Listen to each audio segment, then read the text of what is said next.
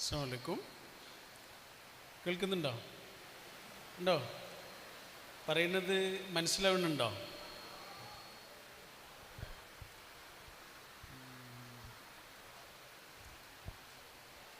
ഈ അൽ ഹിസാൻ്റെ പിന്നിൽ കൂടുതലായും പ്രവാസികളാണ് എന്ന്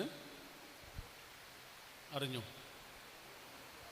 പ്രവാസികളുടെ ഒരു പ്രത്യേകത എനിക്ക് തോന്നിയിട്ടുള്ളത്, അവർ ഗൾഫിലേക്ക് പോകുന്നത് കുടുംബത്തിന് വേണ്ടിയിട്ടാണ്.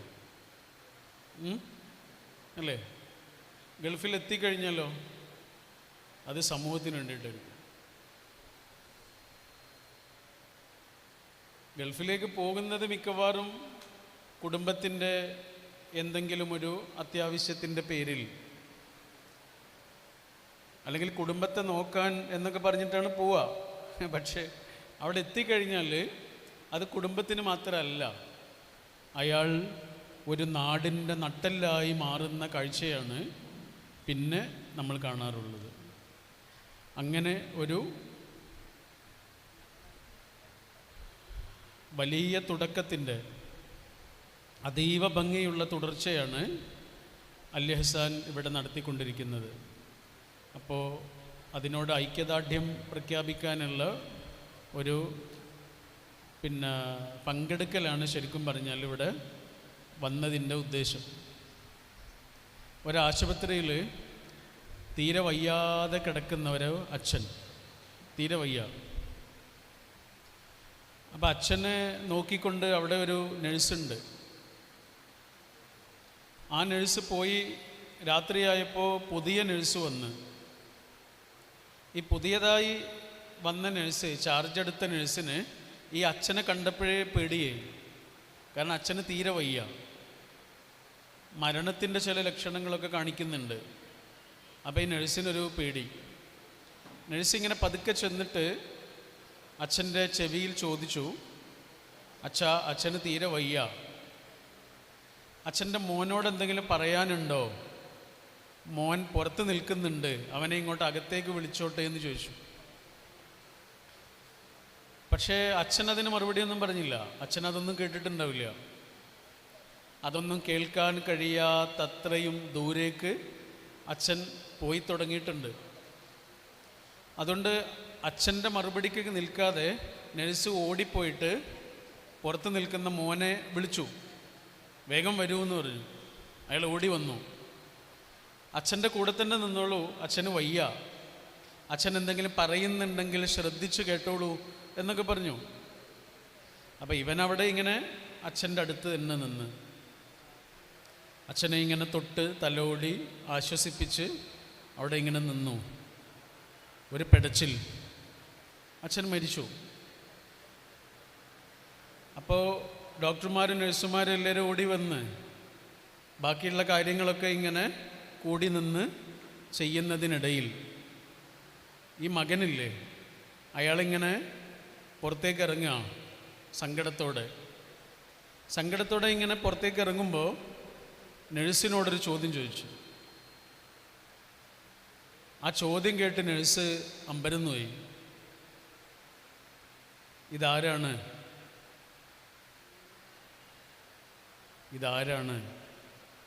അപ്പം ഇങ്ങടെ അച്ഛനല്ലേ ഇത്? അല്ല, എൻ്റെ അച്ഛനല്ല, എൻ്റെ അച്ഛൻ അപ്പുറത്തെ റൂമിലാണ്. അപ്പം ഞാൻ വിളിച്ചപ്പോൾ നിങ്ങൾ എന്തിനാണ് ഓടി വന്നത് എന്ന് ചോദിച്ചു. ഞാൻ വിളിച്ചപ്പോൾ നിങ്ങൾ എന്തിനാണ് ഓടി വന്നത്? അപ്പം അയാൾ പറഞ്ഞു, എന്നെക്കൊണ്ട് എന്തോ ഒരു ആവശ്യമുണ്ടെന്ന് തോന്നി, അതുകൊണ്ട് ഓടി വന്നതാണ്. നഴ്സിങ്ങനെ കൈകൂപ്പി, മരിച്ചാലും മറക്കൂല എന്ന് പറഞ്ഞു. അതാ നമ്മളെക്കാൾ ദുർബലരായ മനുഷ്യർക്ക് എന്തോ ചില ആവശ്യങ്ങളുണ്ട് എന്നറിഞ്ഞ് ഓടിക്കൂടിയ മനുഷ്യർക്ക് വിളിക്കുന്ന പേരാണ് അൽ ഇഹ്സാൻ എന്ന് പറയുന്നത്. അതാണ് നമ്മളെക്കാൾ ദുർബലരായ മനുഷ്യർക്ക് സഹായം ചെയ്യാനല്ല, അവരുടെ കൂടെ നിൽക്കാൻ. സഹായം എന്നുള്ള വാക്ക് കുറച്ച് പ്രശ്നമുള്ള വാക്കാണ്. അതിലൊരാൾ കുറച്ച് കൊടുക്കുന്ന ഒരാളും ഒരാൾ വാങ്ങുന്ന ഒരാളും ഒക്കെ ആയിട്ട് മാറുന്നുണ്ട്. ഞാനൊരിക്കൽ പുറത്ത് വെച്ചിട്ട് ഞങ്ങളിങ്ങനെ ഒരു സ്ഥലത്തേക്ക് പോവാം. അപ്പം നമ്മുടെ കൂടെ കണ്ണ് കാണാത്ത ഒരു സുഹൃത്തുണ്ട്, നന്നായി പാട്ടൊക്കെ പാടുവാണ്. അപ്പോൾ അവൻ നമ്മുടെ കൂടെ ഉണ്ട്. ഞങ്ങളിങ്ങനെ ഒരുമിച്ച് പോകുമ്പോൾ ഞാനവൻ്റെ കൈ പിടിച്ചു. കണ്ണ് കാണാത്ത ഒരാളുടെ കൈ പിടിക്കണം എന്നാണല്ലോ, അല്ലേ? പക്ഷെ അവൻ എന്നോട് പറഞ്ഞു എൻ്റെ കൈ പിടിക്കണ്ടെന്ന് പറഞ്ഞു. എന്നോട് ചോദിച്ചു, നിങ്ങളുടെ ഒരു സുഹൃത്ത് ഇപ്പം നിങ്ങളുടെ കൂടെ ഉണ്ടെങ്കിൽ നിങ്ങൾ കൈ പിടിക്കുകയാണോ ചെയ്യുക, തോളിൽ പിടിക്കുകയാണോ ചെയ്യുക എന്ന് ചോദിച്ചു. ഞാൻ പറഞ്ഞു തോളിൽ പിടിക്കും, എന്നാൽ എന്നെ തോളിൽ പിടിച്ചാൽ മതി എന്ന്. കൈ പിടിക്കുക എന്ന് പറയുമ്പോൾ അവിടെ ഒരു സഹായമാണ്, തോളിൽ പിടിക്കുക എന്ന് പറയുമ്പോൾ അവിടെ ഒരു സൗഹൃദമാണ്. അതാണ് വ്യത്യാസം. തോളിൽ പിടിക്കുക എന്ന് പറയുമ്പോൾ അവിടെ അർത്ഥം മാറി. ഇവിടെ കണ്ണ് കാണാത്ത കുറേ സുഹൃത്തുക്കൾ ഇരിക്കുന്നുണ്ട്. അവരെ കണ്ടപ്പോൾ എനിക്ക് ഓർമ്മ വന്ന ഒരു കഥ ഉണ്ട്.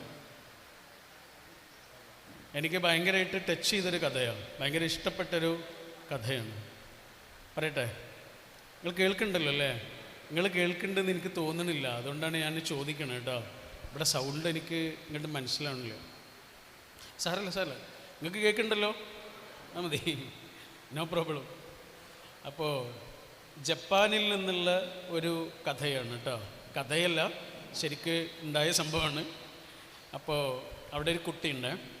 അവന് ഒരു 2 വയസ്സൊക്കെ പ്രായമുള്ള സമയത്ത് ഒരു ആക്സിഡൻറ്റ് പറ്റിയിട്ട് അവൻ്റെ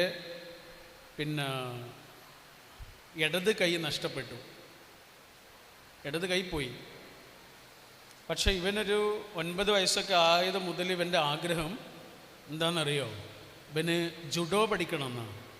ജുഡോ എന്ന് പറഞ്ഞാൽ നമ്മളെ കരാട്ടെ പോലെയുള്ള ഒരു സംഭവമാണ് ജുഡോ. ഒരു കൈയുള്ള ആളെ എങ്ങനെയാണ് ജുഡോ പഠിക്കുക എന്ന് അവൻ്റെ പാരൻസ് ചോദിച്ചില്ല. അതാണ്, അവൻ്റെ അച്ഛനും അമ്മയും അത് ചോദിച്ചില്ല. ജുഡോ പഠിക്കണമെന്ന് അവൻ ആഗ്രഹം പറഞ്ഞപ്പോൾ ആ നാട്ടിൽ കിട്ടാവുന്ന ഏറ്റവും നല്ല ജുഡോ മാസ്റ്ററുടെ അടുത്ത് ഇവനെ കൊണ്ടുപോയി ചേർത്തു. അങ്ങനെ അവനത് പഠിക്കാൻ തുടങ്ങി. അതിൻ്റെ ബേസിക്കായതൊക്കെ എല്ലാവർക്കും പഠിപ്പിച്ചു കൊടുത്ത്, പിന്നെ ബേസിക്കായിട്ടുള്ളത് കഴിഞ്ഞാൽ പിന്നെ അതിൻ്റെ അടവുകൾ പഠിപ്പിക്കണം. എതിരാളിയെ തോൽപ്പിക്കാനുള്ള അടവുകൾ പഠിപ്പിക്കണം. കുറേ അടവുകളുണ്ട്. എല്ലാ കുട്ടികൾക്കും കുറേ അടവുകൾ മാഷ് പഠിപ്പിച്ചു കൊടുക്കും. പക്ഷേ ഇവനില്ലേ, ഒരേ ഒരു അടവ് മാത്രമേ പറഞ്ഞു കൊടുത്തുള്ളൂ. ഒന്ന് മാത്രം പിന്നെ അതന്നെ പഠിപ്പിച്ചു കൊടുക്കുക. അപ്പോൾ ഇവനൊരു വിഷമമായി. ചെറിയ കുട്ടിയല്ലേ. ഇവൻ അച്ഛനോടും അമ്മയോടും പറഞ്ഞു, അമ്മ എനിക്ക് ഒരടവ് മാത്രമേ പഠിപ്പിച്ചു തരുന്നുള്ളൂ, ഒരു സൂത്രം മാത്രമേ പഠിപ്പിച്ചു തരുന്നുള്ളൂ, മറ്റേ കുട്ടികൾക്കൊക്കെ ഒരുപാട് സൂത്രങ്ങൾ പഠിപ്പിച്ചു കൊടുക്കുന്നുണ്ട് ഇവർ. പക്ഷേ മാസ്റ്ററോട് ചോദ്യങ്ങളൊന്നും ചോദിക്കാൻ പാടില്ല. അതുകൊണ്ട് അച്ഛനും അമ്മയും ഇവനെ ആശ്വസിപ്പിച്ച് സാരമില്ല എന്നൊക്കെ പറഞ്ഞു. പക്ഷേ ഇവൻ ചെറിയ കുട്ടിയല്ലേ. ഇവനൊരു ദിവസം മാഷോട് ചോദിച്ചു, മാഷ എനിക്കെന്താ ഒന്ന് മാത്രം പഠിപ്പിക്കണേ എന്ന് ചോദിച്ചു. അപ്പം മാഷവനോട് പറഞ്ഞു, ഇത് മതി, നീ ഇതിലൊരു മാസ്റ്റർ ആവണം എന്ന് പറഞ്ഞു. ഇത് മതി, ഇത് നീ അടിപൊളിയായിട്ട് ചെയ്യണം എന്ന് പറഞ്ഞു. അപ്പം അവന് ആശ്വാസമായി. അവൻ അത് നല്ലോണം പഠിക്കാൻ തുടങ്ങി. അങ്ങനെ ആ നാടിൻ്റെ കുറച്ചപ്പുറത്തുള്ള നാട്ടിൽ ഒരു വലിയ ടൂർണമെൻറ്റ് നടക്കുക ജുഡോയിൽ. അപ്പം മാസ്റ്ററുടെ കുറച്ച് കുട്ടികളെയും കൊണ്ട് മാഷ് പോവാ മത്സരത്തിന്. അതിലിവനുണ്ട്. ചെറിയ കുട്ടിയാണ്, ഒരു 11 വയസ്സ് ഒക്കെ ഉള്ളൊരു കുട്ടിയാണ്. അപ്പോൾ ഇവൻ്റെ മത്സരം തുടങ്ങി. 1ാമത്തെ റൗണ്ട്, 2ാമത്തെ റൗണ്ട്, 3ാമത്തെ റൗണ്ട്. ഈ 1ാമത്തെ റൗണ്ടും 2ാമത്തെ റൗണ്ടും ഇവന് ഈസി ആയിരുന്നു. പക്ഷെ 3ാമത്തെ റൗണ്ട് നല്ല കഷ്ടപ്പാടായിരുന്നു. അവന് കിട്ടിയ എതിരാളി നല്ല ഉഗ്രനായ ഒരു എതിരാളിയാണ്. അതുകൊണ്ട് അവന് ഈസിയല്ല. അവന് പേടിക്കാൻ തുടങ്ങി. അവൻ ഭയങ്കരമായിട്ട് പേടിച്ചു. അപ്പം എതിരാളി ഇവനെ ചില സമയത്ത് കീഴടക്കി, അവൻ തോറ്റു എന്ന് തന്നെ വിചാരിച്ചു. പക്ഷെ ഒരു സമയത്ത് എതിരാളിയുടെ ശ്രദ്ധ ഒന്ന് മാറി. ആ സമയത്ത് ഇവൻ്റെ അടവില്ലേ, ഇവൻ പഠിച്ച അടവില്ലേ, ഇവനത് പ്രയോഗിച്ചു. എതിരാളി തോറ്റു. അനങ്ങാൻ കഴിയില്ല. അങ്ങനെ ഒരു ലോക്കാണത്. ആ അടവ് എടുത്തു കഴിഞ്ഞാൽ എതിരാളിക്ക് അനങ്ങാൻ കഴിയില്ല. ഇവൻ ജയിച്ച്. ഒറ്റ കൈയുള്ള കുട്ടിയല്ലേ. ആ സ്റ്റേഡിയത്തിലുള്ള മുഴുവൻ ആളുകളും അത്രയും നേരം കൈയടിച്ചതിനേക്കാൾ ഉച്ചത്തിൽ ഈ കുട്ടിക്ക് വേണ്ടി കൈയടിച്ചു. അങ്ങനെ അവൻ ജയിച്ച്. അപ്പം തിരിച്ചു പോരുക, ട്രോഫിയും കൊണ്ട് തിരിച്ചു പോരുക. അപ്പോൾ ട്രോഫിയും കൊണ്ട് തിരിച്ചു വരുമ്പോൾ അച്ഛനുണ്ട്, അമ്മയുണ്ട്, മാസ്റ്ററുണ്ട്. അപ്പോൾ ഇവൻ മാസ്റ്ററോട് ചോദിക്കുക, മാസ്റ്ററെ എനിക്ക് ഒറ്റ അടവല്ലേ അറിയുള്ളൂ, പിന്നെ ഞാൻ എങ്ങനെയാണ് ജയിച്ചത് എന്ന് ചോദിച്ചു. അപ്പോൾ മാഷ് പറഞ്ഞു, എടാ നിനക്കറിയുന്ന ഒരടവില്ലേ, ആ അടവ് ജുഡോയിൽ ഭയങ്കര പ്രധാനപ്പെട്ട അടവാണ്. പക്ഷേ ഈ അടവ് നിൻ്റെ എതിരാളിക്കും അറിയാം, ഓനും പഠിച്ചിട്ടുണ്ടാവും. പക്ഷേ ഇതിലുള്ളൊരു പ്രശ്നം എന്താണെന്നറിയോ, നീ ആ അടവെടുത്ത് അവനെ പൂട്ടിയാൽ, അവനെ ലോക്ക് ചെയ്ത് കഴിഞ്ഞാൽ അവന് രക്ഷപ്പെടണമെങ്കിൽ ഒരൊറ്റ വഴിയേ ഉള്ളൂ. ഈ അടവെന്ന് ഒരാൾക്ക് രക്ഷപ്പെടാൻ ഒരു വഴിയേ ഉള്ളൂ. അതെന്താണെന്നറിയോ, നിൻ്റെ ഇടത് കൈയിൽ പിടിക്കുക. അത് നിനക്കതില്ലല്ലോ, പിന്നെ എങ്ങനെ അവൻ രക്ഷപ്പെടും?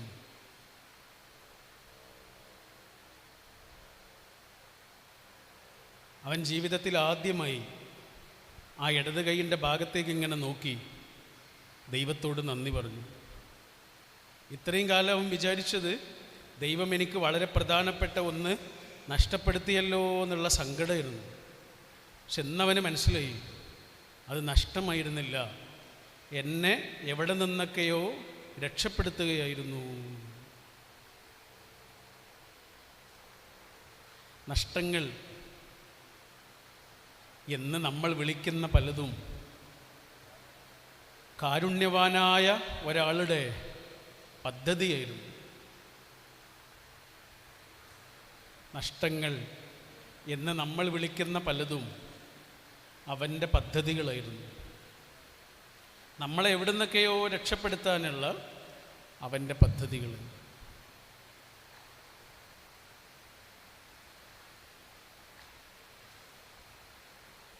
എല്ലാ മനുഷ്യരും എങ്ങനെയെങ്കിലുമൊക്കെ ജീവിക്കും. ആയുസ് കിട്ടിയ എല്ലാ മനുഷ്യരും എങ്ങനെയെങ്കിലുമൊക്കെ ജീവിക്കും. പക്ഷെ ചില മനുഷ്യർ അർത്ഥപൂർണമായി ജീവിക്കും. അതാണ്. കോഴിക്കോട് ഒരു രാഷ്ട്രീയക്കാരനുണ്ടായിരുന്നു. അദ്ദേഹം കോഴിക്കോട്ടെ ടൗണിൽ രാഷ്ട്രീയ പ്രവർത്തനം നടത്തുന്ന കാലത്ത് പാളയത്താണ് എപ്പോഴും ചായ കുടിക്കാൻ പോവുക. അങ്ങനെ പാളയത്ത് ചായ കുടിക്കാൻ പോകുമ്പോഴൊക്കെ അവിടെ ഒരു സ്വീപ്പറെ കാണും. അവിടെ ഇങ്ങനെ റോഡൊക്കെ വൃത്തിയാക്കുന്ന ഒരാളെ കാണും. അപ്പോൾ ഇയാളെ കാണുമ്പോൾ ഈ രാഷ്ട്രീയക്കാരനൊരു സങ്കടം, ഒരു വിഷമം. അപ്പോൾ അവൻ അടുത്തേക്ക് വിളിക്കും, എന്നിട്ട് കൈ കൊടുക്കും. അപ്പോൾ ഇയാൾ കൈ കൊടുക്കാനൊക്കെ ആദ്യം മടിക്കും, കാരണം ചെളിയൊക്കെ ഉണ്ടാവുമല്ലോ. പക്ഷേ ഈ രാഷ്ട്രീയക്കാരൻ കൈ കൊടുക്കും, എന്നിട്ട് ഒരുമിച്ചിരുന്ന് ചായ കുടിക്കും കാണുമ്പോഴൊക്കെ. അങ്ങനെ അവർ തമ്മിലൊരു സൗഹൃദമായി. നാരായണൻകുട്ടി എന്നാണ് അയാളുടെ പേര്, നാരായണൻകുട്ടി. ഒരു ദിവസം നാരായണൻകുട്ടിയുടെ വീട്ടിലേക്ക് ഒരു പോലീസ് വണ്ടി വന്നു. ജീപ്പിൽ നിറയെ പോലീസ്. നാരായണൻകുട്ടിക്ക് പേടിയായി. പോലീസ് വന്നിട്ട് എന്താ ചെയ്യുന്നത് അറിയോ, ഒരു സാധനം കൊടുത്ത് നോക്കുമ്പോൾ ട്രെയിനിൻ്റെ ടിക്കറ്റാണ്. എന്നിട്ട് പറഞ്ഞു, നിങ്ങളോട് തിരുവനന്തപുരത്തേക്ക് ചെല്ലാൻ പറഞ്ഞിട്ടുണ്ട് എന്ന് പറഞ്ഞു. നാരായണൻകുട്ടിക്ക് മനസ്സിലായില്ല. തിരുവനന്തപുരത്ത് പോയി റെയിൽവേ സ്റ്റേഷനിൽ വണ്ടി ഇറങ്ങിയപ്പോൾ അവിടെ ആൾക്കാരുണ്ടായിരുന്നു, വേറെ പോലീസ്. നാരായണൻകുട്ടിയെ കൊണ്ട് പോകണം എങ്ങോട്ടറിയാം, വിദ്യാഭ്യാസ മന്ത്രിയുടെ വീട്ടിലേക്ക്. ആ രാഷ്ട്രീയക്കാരൻ ഇപ്പോൾ വിദ്യാഭ്യാസ മന്ത്രിയാണ്. തൂപ്പ് ജോലി ചെയ്തത് എങ്ങനെയാണോ അത്രയും ആത്മാർത്ഥമായി വിദ്യാഭ്യാസ മന്ത്രിയുടെ സ്റ്റാഫായും പ്രവർത്തിച്ചു. കുറച്ചുകൂടെ കാലം കഴിഞ്ഞ് അയാൾ വിദ്യാഭ്യാസ മന്ത്രി MP ആയി, പിന്നെ ഉപമുഖ്യമന്ത്രിയായി, പിന്നെ കേരളത്തിൻ്റെ മുഖ്യമന്ത്രിയായി. കുറേ കാലം കഴിഞ്ഞ് അയാൾ മരിച്ചു. ചെറിയ പ്രായത്തിലാണ് മരിച്ചത്. 60 വയസ്സ് പോലും ആയിട്ടില്ലായിരുന്നു. അപ്പോഴും നാരായണൻകുട്ടിയുടെ മനസ്സിൽ അയാളുണ്ട്, പോയിട്ടില്ല. നാരായണൻകുട്ടിയുടെ കല്യാണം കഴിഞ്ഞൊരു കുട്ടിയായി. ആ കുട്ടിക്ക് ചോറൂണിന് ഗുരുവായൂരിലേക്ക് പോവാം. ചോറൂണും പേരിടലും ഇതിന് രണ്ടിനും വേണ്ടിയിട്ട് ഗുരുവായൂരിലേക്ക് പോവാം. അങ്ങനെ ഗുരുവായൂരിലേക്ക് പോകുമ്പോൾ കോഴിക്കോട് അങ്ങാടിയിൽ വണ്ടി എത്തിയേ. ആ സമയത്ത് നാരായണൻകുട്ടി പറയാ, അമ്മ നമുക്ക് ചോറൂണ് ഗുരുവായൂരിൽ വെച്ചാക്കാം, പക്ഷെ പേരിടുന്നത് ഇവിടെ വെച്ച് മതി. എവിടെ വെച്ച്? നടക്കാവിലെ പള്ളിപ്പറമ്പിൽ വെച്ച്. നടക്കാവിലെ പള്ളിപ്പറമ്പിൽ നാരായണൻകുട്ടിക്ക് ജീവിതം കൊടുത്ത ആ വലിയ മനുഷ്യൻ്റെ ഖബറിനരികിൽ നിന്ന് നാരായണൻകുട്ടി കുഞ്ഞിൻ്റെ ചെവിയിൽ പേര് വിളിച്ചു. ലാൽ, ലാൽ എന്നാണ് പേര് വിളിച്ചത്. ആ കിടക്കുന്ന ആളുടെ പേരെന്താണെന്നറിയോ? 56 വയസ്സായപ്പോഴേക്ക് ഒരു ഇതിഹാസ ജീവിതം പൂർത്തിയാക്കിയ CH മുഹമ്മദ് കോയ എന്നാണ് ആ മനുഷ്യൻ്റെ പേര്. ഇതെന്താണെന്നറിയോ? ശ്രദ്ധിച്ചു. അതാണ്. ഈ രാഷ്ട്രീയക്കാരന് വേണമെങ്കിൽ ശ്രദ്ധിക്കാതിരിക്കായിരുന്നു, അല്ലേ? ഒന്ന് നോക്കിയിട്ട് അവഗണിക്കാമായിരുന്നു. പക്ഷെ അവഗണിച്ചില്ല, പരിഗണിച്ചു. ഒരു മനുഷ്യൻ്റെ ജീവിതം മാറ്റിമറിച്ചു. അതാണ്. ഒരാൾക്ക് എങ്ങനെ വേണമെങ്കിലും ജീവിക്കാം. എത്ര കാലം ജീവിക്കുന്നു എന്നുള്ളതൊന്നൊരു പ്രധാനപ്പെട്ട കാര്യമേ അല്ല, എങ്ങനെ ജീവിക്കുന്നു എന്നുള്ളതാണ് പ്രധാനപ്പെട്ട കാര്യം.